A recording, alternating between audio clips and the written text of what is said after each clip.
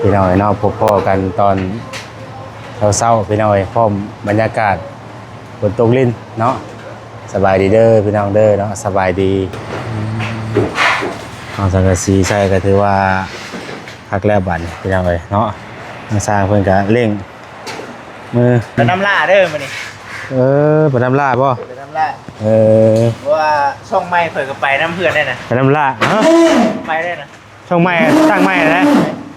เอ้ามันคือไปเสื้อทาอาจารย์ล่าเพิ่นว่ามันกลับไปไหนเฮาได้เอ้าไปคือบ่เตียงว่านี่ว่าโดถามก็ไปเพิ่นเลยพี่น้องจังแบบไปน้ำล่างานเข้าเลยเอามาเบิ่งอยู่มา FC เบิ่งอยู่ไปบ่แล้ว3ช่องอ่ะ3ช่องไป3ช่องอ่ะไปเบิดเลยพอจึงแบบไปนำไปซื้อบ่นี่ไปนำไปซื้อจังหวะสบายอันนี้ช่องตั้งไม้ต้องตั้งไม้พักก็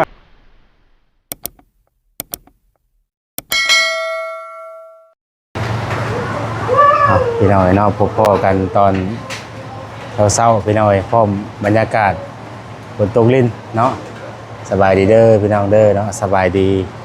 บัดสุขสู่คนพี่น้อยพบพ่อกับช่องบอแซนอีกแล้วเนาะอยู่ในช่วงตอนเช้าๆพี่น้อยพอดีมื้อนี้ทางสร้างเพิ่นเดี๋ยวสิอัปเดตเนาะอัปเดตอันว่าที่ว่าเกาะอันพอเสียออกมาพี่น้อยเนาะอันเชิญของทางรถตู้ให้พี่น้องบนก่อนเนาะพอดีมื้อนี้เพิ่นมุงพี่น้องเอ้ยเนาะฝนตกเพิ่นก็บ่ได้อยู่มื้อนี้ ฝนตกก็ถือว่าเฮ็ดพี่น้องเอ้ยมื้อนี้เนาะเพราะว่าทางสร้างเพิ่นเฝ้าอยากเมื่อว่าซั่นนะพี่น้องเอ้ยเนาะก็เลยได้อันลงมือเฮ็ดแข่งผลเลยเพราะว่าเพิ่นก็มีเวียกทางอื่นไปเฮ็ดต่อนะเนาะพอเฮ็ดพอแล้วแล้วก็ไปเฮ็ดเวียกทางอื่นต่อเนาะพี่น้องเอ้ยไปเดี๋ยวเฮาเบิ่งบรรยากาศนำกันพี่น้องเอ้ยเนาะตอนฝนตกดินเอาพี่น้องเอ้ยเนาะตัดภาพมาอีกบานี้รถเพิ่นเอาขึ้นแล้วพี่น้องเอ้ยเนาะสังกะสีเอาขึ้นแล้วเนาะนี่มันก็จะเป็นประมาณนี้พี่น้องเอ้ยโธ่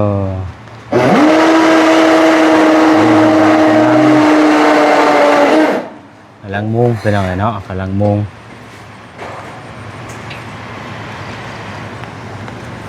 จะมุงแล้วพี่น้องเอ้ยเอาหลังคาใส่แล้วเนาะก็ถือว่ากว้างอยู่ได้พี่น้องเลยเนาะกว้างเก่าไป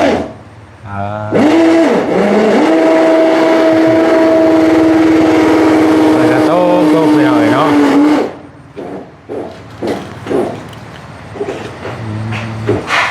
เอาสังกะสีใส่ก็ถือว่าพักแล้วบัดพี่น้องเลยเนาะทางสร้างเพิ่นก็เร่งมือ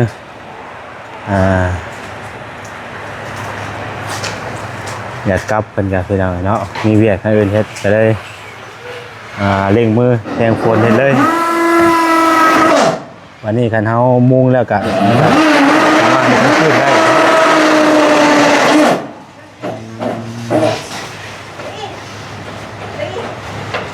ก็เลยสังกะสี4แผ่นแล้วมือเฮือนมือเห็นบ่เจ๊นอย่างมือเฮือนผู้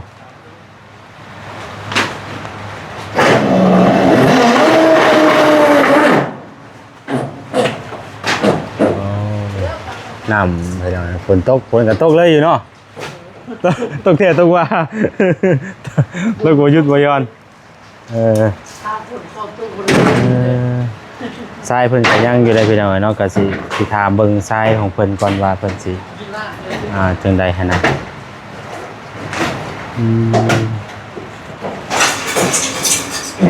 เพราะว่าเขาจะได้เอาใส่นี่เลยเด้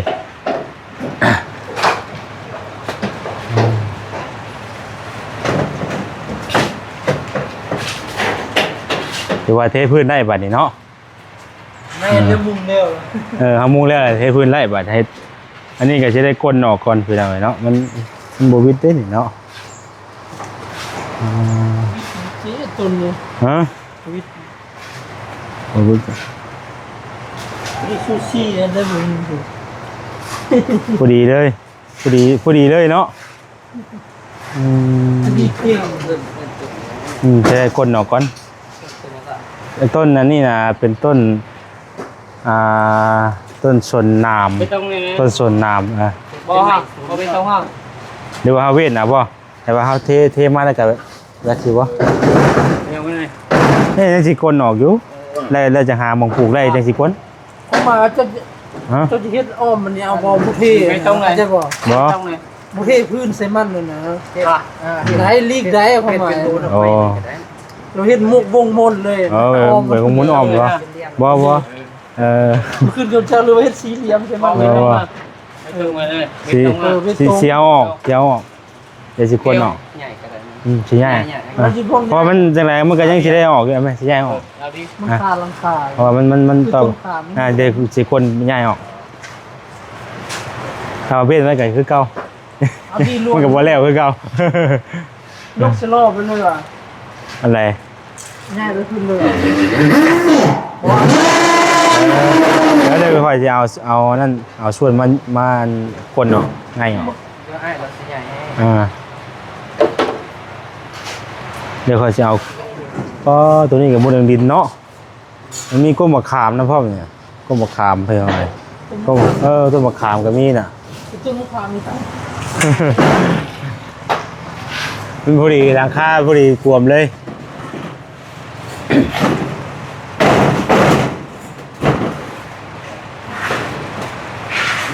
ทรายอันนี้น่ะบ่ได้เห็นอย่างแรกมันบ่ทรายของจะฮะ อาจจะมาจะสิ บ่คันว่านั่นก็สิ 1กั เดี๋ยวสิสิขายเท่าไรเห็นนะเพราะว่าทุกคนมันได้ใส่นี่เลยสินะตัวมันเดือ ลมอ้ายเลย มันไอ้หึงมัน เพราะว่ามันเป็นตัวนี้นะใช่คอยตัวนี้แต่ว่าตัวนี้เป็นใช่ที่ว่าเป็นสั่งมานะครับว่านั่นก็สิเอาใส่นี่เลยเดี๋ยวสิขอซื้อน้ำเลยนะเอาเป็นสิเอาน้ำเท่าไรเพราะว่ามันได้แปลงใส่นี่เลยอยู่แล้วนะ เล่นเลยติดตรงตรงนี้ วันสูงเต็มบ่ มันบอก เพราะทั้งนั้นน่าสิสูงเนาะต้องเอาลิ้นนี่ซาไปพุ่นเนาะเอาลิ้นนี่ซาไปพุ่นเพราะทั้งนี้มันสูงอยู่แล้วนั้นมันจะต่ำทางน่ะเราต้องซาดินนี่ไปพุ่น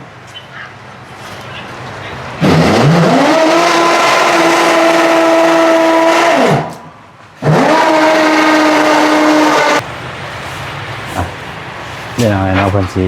เอาทรายอันนี้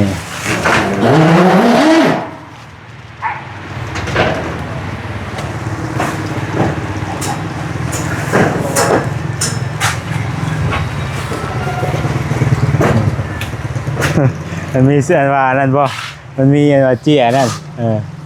แต่เฮา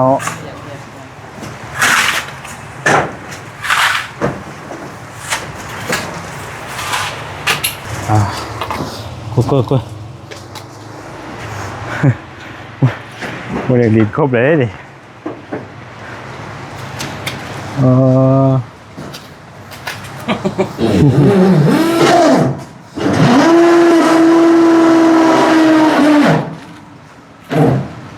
คนเราแล้วกันจี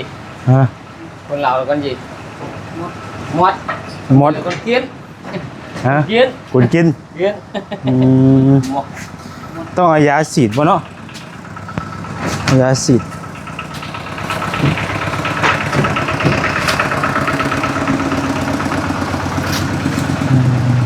อะไรก้อนจะได้จะให้มันออกไปจังไง ให้มันเนี่ยนั่นก่อนเนาะบ่ต้องเนาะ เอาเยี่ยวนั่นมาแคบใส่น้ำมาหดแป๊บเดียวก็หมด ไปบ่ตายบ่ ได้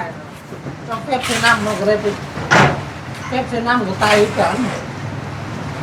แคบใส่น้ำแป๊บเดียวหมดจะมาหดแล้วเลยค่อยใส่น้ำมันหด มันมีคือว่ามียาฉีดอยู่เรื่องยาบ่มียาฉีดโอ้ ใส่น้ำมาใส่โอ่งหมดฟาดแล้วแทนมันจะหมดเลยนั่น เพิ่นก่อนเด้อ ชีดแล้วมันแทน ฮะ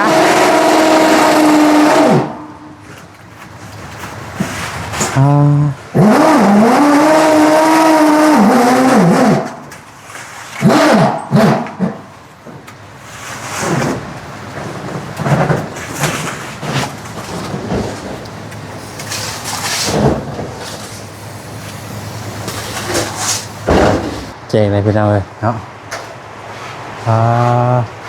ให้เพิ่นเลยเลยให้เพิ่น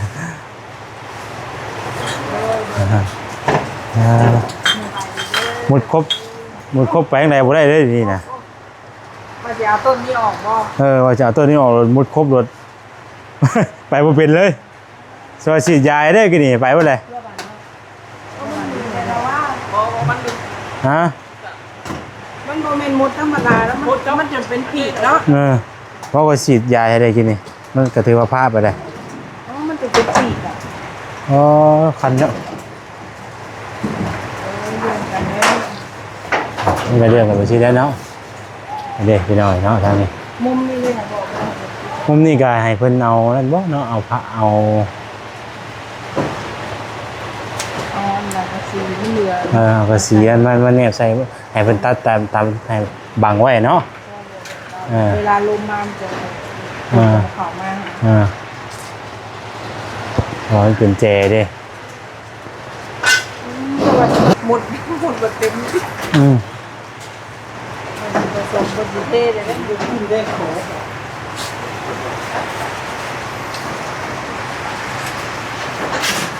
ใช่นี่เลยเหรอเดี๋ยวถามมันยังอายเพิ่นมันก็สิเอาเงินนำเท่าใดขอซื้อน้ำเพิ่นเด้อนะ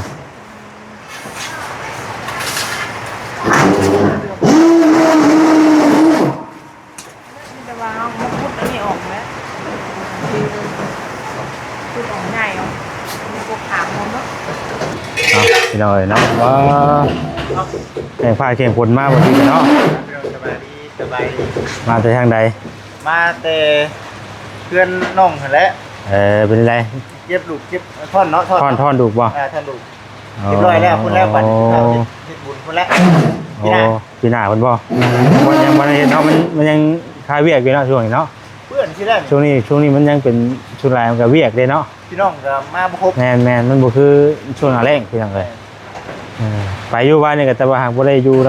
ำล้นพี่น้องเอ้ยเนาะไปสงกรานต์แล้วก็มาใส่ก็ได้แล้วบัดแล้วล่ะบ่บัดนี่จ่อยจะคืนมือมันชุกว้าดูว่ายาวเติบเนาะยาวเลยมาแล้วก็สิชวนไปเวียกแล้วบัดไปงานต่ออีกเฮาเนาะไปเวียกก็ไปน้ำล่าเด้อมื้อนี้ไปน้ำล่าบ่ไปน้ำล่าว่าช่องไม้ข่อยก็ไปน้ำเพื่อนได้นะไปน้ำล่าไปได้นะช่องไม้ตั้งไม้นะเอ้ามันคือไปเสื้อทาอาจารย์ล่าเพิ่นว่ามันกลับไปไหนเฮาได้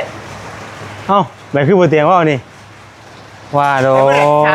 ไปเบิดเลยพี่น้องจังแบบไปน้ำล่างานเข้าเลยเอามาเบิ่งอยู่มา FC เบิ่งอยู่ไปเบิดแล้ว3ช่องอ่ะ3ช่องอ่ะไปเบิดเลยข่อยจึงแบบไปแล้วไปซื้อบ่นี่ไปแล้วไปซื้อจังหวะสบายอันนี้ช่องตั้งไม้ต้องตั้งไม้กำลังผ่านกำลังกรอกข้อมูลเรียบร้อยแล้วมันมานี่น่ะมันบ่ผ่านบ่ถูกระงับจากช่องที่เกี่ยวข้องอะไรเดียวกันเกี่ยวข้องก็คือผู้คนเดียวกันช่องชาวมินาก็แบบเดียวกันเลยน่ะเอาข่อยว่าช่องไม้คือบ่คือน่ะช่องชาวมินาคือกันนี่ช่องชาวมินาก็เป็นลักษณะเดียวกันเลยนี่น่ะของเดียวกันเลยตะกี้ข่อยอุ่นใจว่าว่าตัวนี้เฮาทำใจได้แล้วตัวนี้ของชาวมินานี่ช่องไม้เฮานี่โอ้ยขอน้ำก้นค่อยมันจะว่าอยู่จะไปไหนญาติจะไปไหนเว้ยแล้วมันอันตรายเลยดิเป็นเวลาแล้วห่วยเป็นเวลาเลยไปห่วยเริ่มจิบใหญ่เข้าใกล้ได้นี่เดียวว่าอย่าโฟกัสบนจิตหลายวันนี้ก็ใช่ถ้าตัวที่พอแล้วจ้ะดิวันนี้จะต้องเปลี่ยนโชว์บัดเอาแค่หมวกตัวนี้นะมันจื้อว่ามันจื้อตัวหนังสือนี่โอ้ยเจ้าแม่ประจักษ์เดี๋ยวเนาะปล่อยสิยาก่อนเถิดเลยนะสรุปแล้วช่องตัวตั้งมาใหม่กับมีปัญหาบ่มีปัญหามันผ่านกฎแล้วบัตรก็ข้อมูลภาษีใช่เลยมันบ่ผ่านบัตรแล้วงานไปเลยบัตรกที่อยู่มันเอาคนเดียวกันบัตรนี้บ่ง่ายก็คือข้อมูลเก่านะบ่ได้กะ ต้องตั้งเป็นของสายของมูลสายมีหน้าวัดเหมือน ทางนี้คือก็เฮาเป็นคนหาเฮาเป็นคนเฮ็ดเนาะ บอกเห็นอยู่เอาข้อมูลแหละอาจจะเขาตั้งเป็นของเราแล้วเขาจะเอาหุ้นเขาใช้สินะคุณหมาย ดูว่าเปลี่ยน เลยจะหาวิธีอ๋ออะไรกันจ้ะเดี๋ยวจะหาวิธีเอาชูไม้ ที่อะไรไปน้ำล่ามันนี่จังว่า มารอวังอันนี้ก่อนพวกนี้มุนถึงนี้ครบข่อยรถบริยูพวกนี้อ๋อคันหยาบอยู่เลย เจ้าก็คือหลายเนี่ยเปลี่ยนแปลงแท้นี่ ฮะ หลายเนี่ยเปลี่ยนแปลงแท้นี่ ใช่เป็นแต่งดิ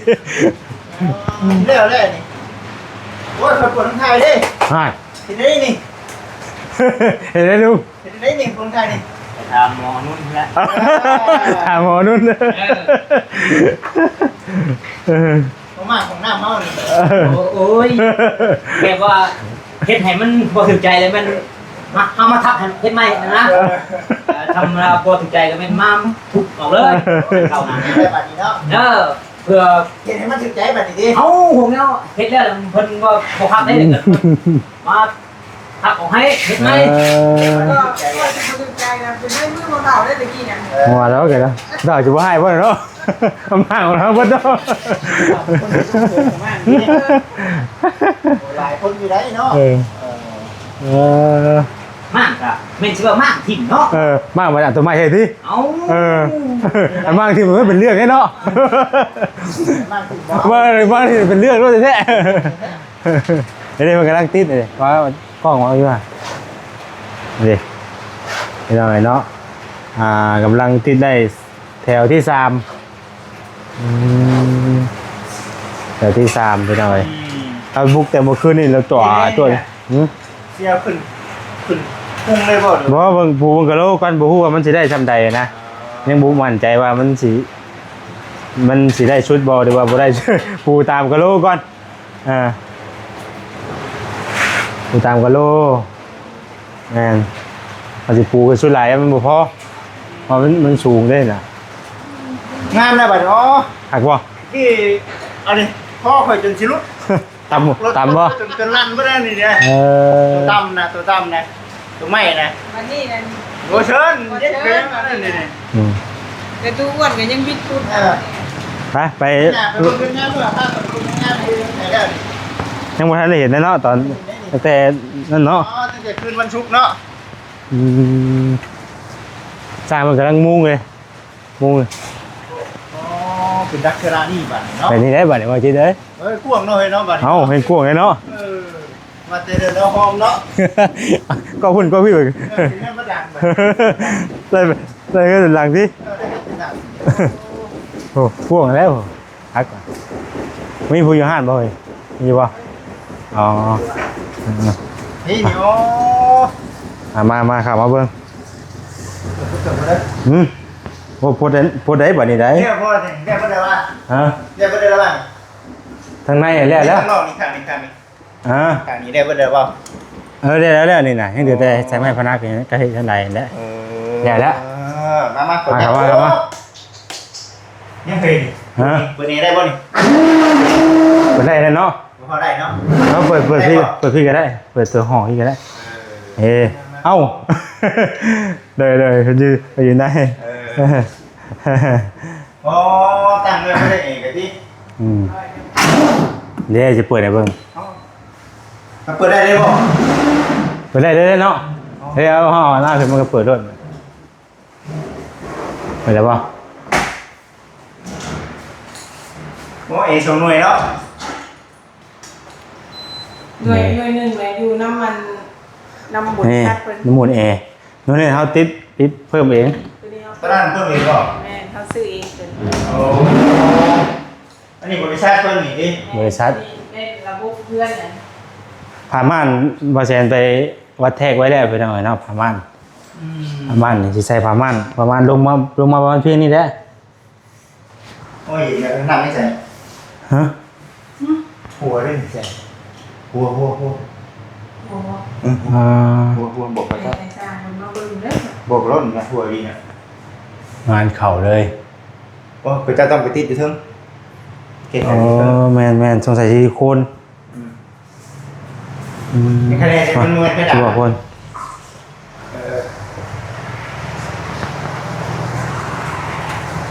ให้เขามาเบิ่งอันนี้กันเพราะว่าช่วงนี้ผลเนาะอะไรกันเนาะ ได้ทดสอบเลยเนาะ ทดสอบเลย เพราะคันมันเป็นกระดาษ เพราะแต่ก็บ่ได้เห็นเลย เสียกันมาจิตมาเลยเดี๋ยว เนาะ สวย มันคิดจะเป็นไวรัสเล จอย ดเดินโดย ซิลิโคนแสงเทิง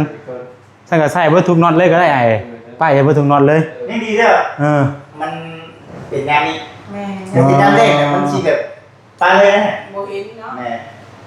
จะว่าอ่างได้แล้วเจ้าเคย เอาไปจด เด็กมันไปเก่งอะไรนะ ต้องขึ้นไปใส่เบิดทุกน็อตเลยเนาะ บอกอะไรเนี่ย เอาเพิ่นบ่ได้ใส่ซิลิโคนบ่ตอนน่ะตอนแรกนะ เขาเย็นเฮ้ยบาน โอ้ยจนหนาวพุ่นแล้วแบบเพิ่นเปิดมือเพิ่นลองเบิ่งมื้อนั้นน่ะเข้ามานี่ประตูเป็นเทือไปเลย เปิดได้ไหมคุยใช่ปะ เฮ้ยอย่าหรอก ในเมย์นุ่นดังไง โอ้ยเนาะ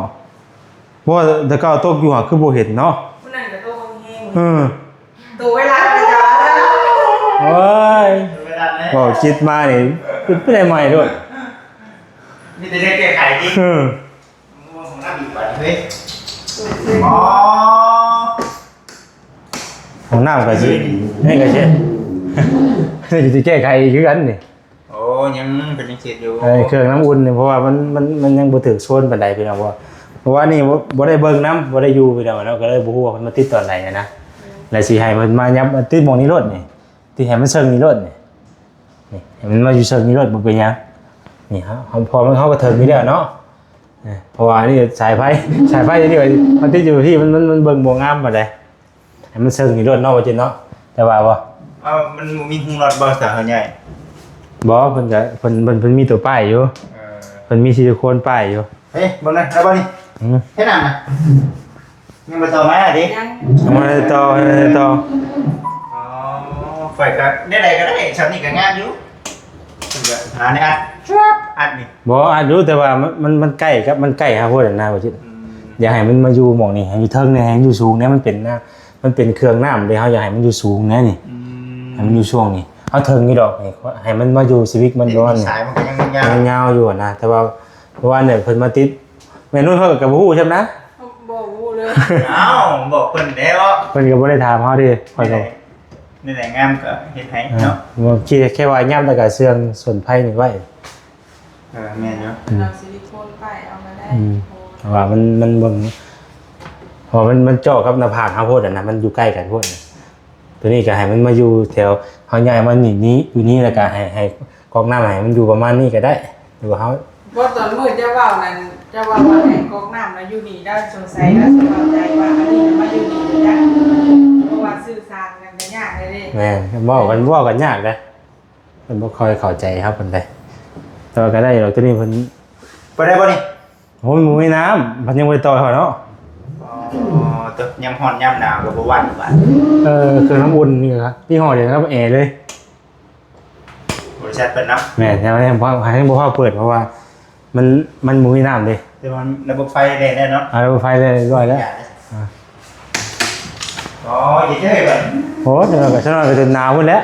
เย็นไว้อยู่เนาะ เห็นไว้เปิดคือเดียวก็เย็นนั่นแหละเห็นไว้เพราะว่าห้องเฮามันบ่ใหญ่เกินไป สีของแล้วเนาะ ฮะ เสียเลย เสียวแล้ว งามมันโอ้ขาดเลย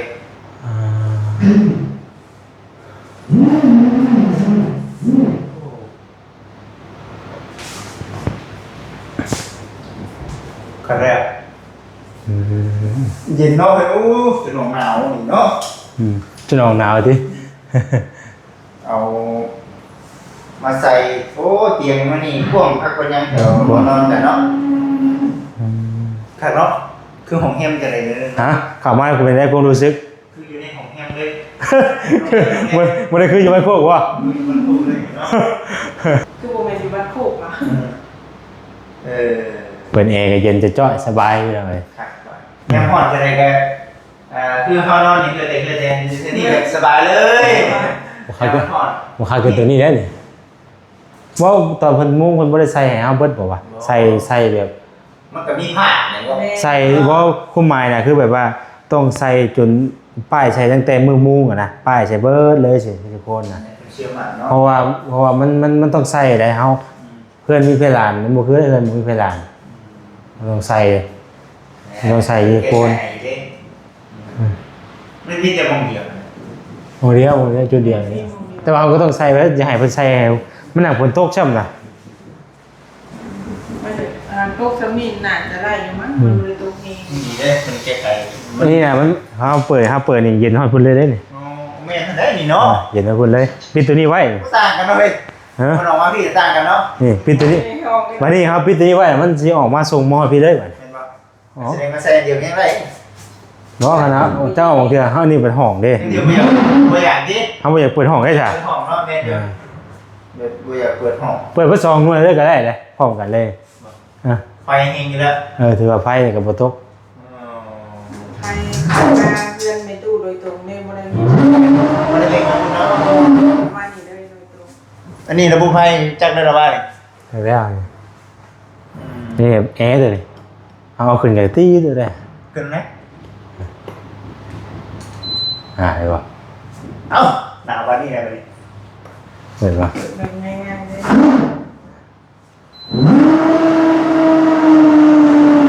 เพราะเอนี่มันผู้ดีงามเนาะ ดีงามบ่ใหญ่เกินไป บ่ใหญ่เกินไปพอดี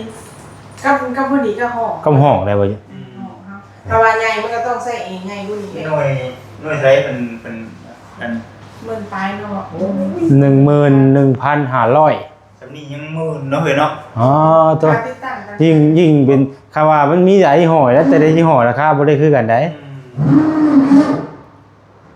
แบบนี้ก็คือสิโอเคเนาะ เปิดไว้จักหน่อยประมาณจัก10นาทีนี่เข้ามาอีกวันนี้นี่จนหนาว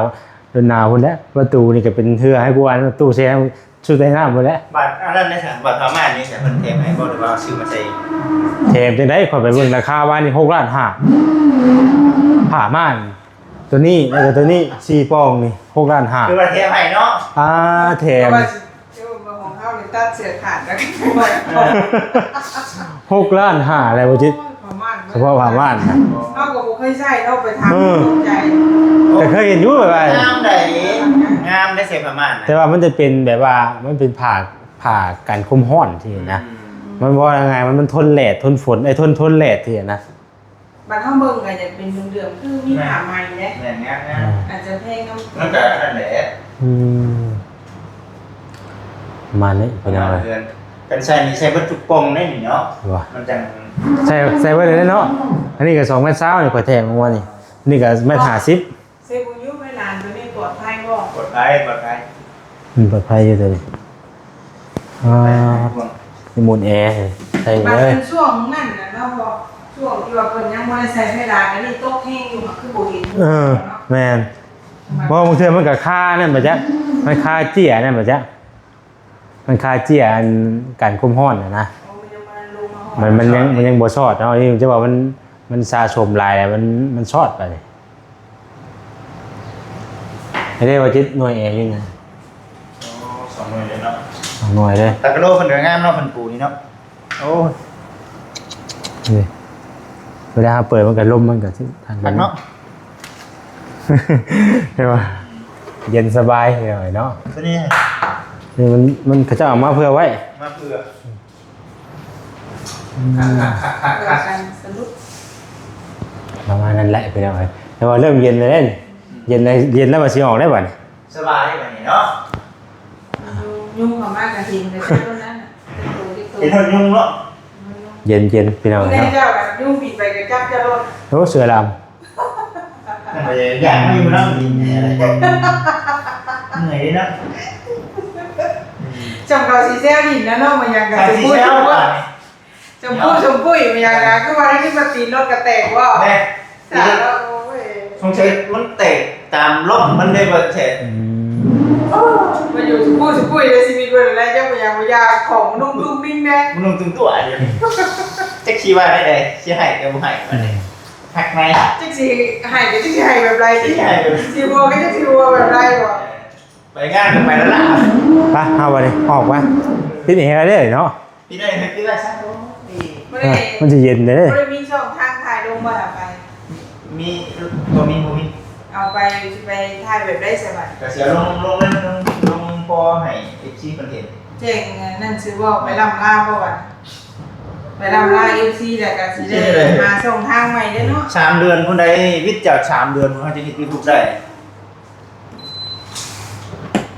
เป็นลาโมโมลี่อยู่เราก็ส่งเรากลับมาเดี๋ยวเรา ครับ เฮ็ดได้ เก่าชีวันนั่นแหละ โอ้อาหารลงทิมน้อยง่าย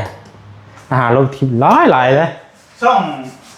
มีหน้ากับช่องใหม่ข่อยนี่เด้อเพิ่นบ่ได้แทงมานิดหน่อยเลยข่อย มาถ่าย บ่ได้นั่นเลยได้ อ๋อ มันบอก ปิดไฟเลย มันเกี่ยวข้องกันคือเว้าเลย เคยขึ้นไปใส่ซิลิโคนให้พี่น้องเนาะ ทางไอายแล้วเอาซิลิโคนใช้ได้ไปเลยเนาะเรียกว่ามิดจีดีบาทเนี่ย มิดจีดี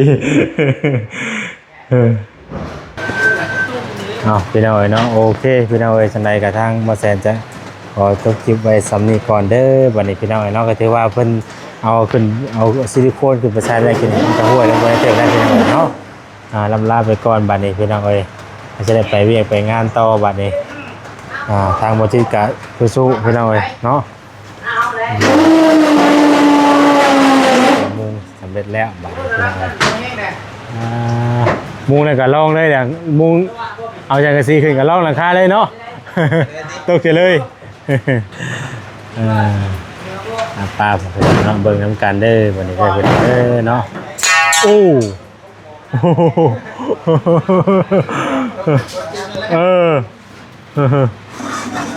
ลาไปก่อนได้พี่น้องเด้อเนาะ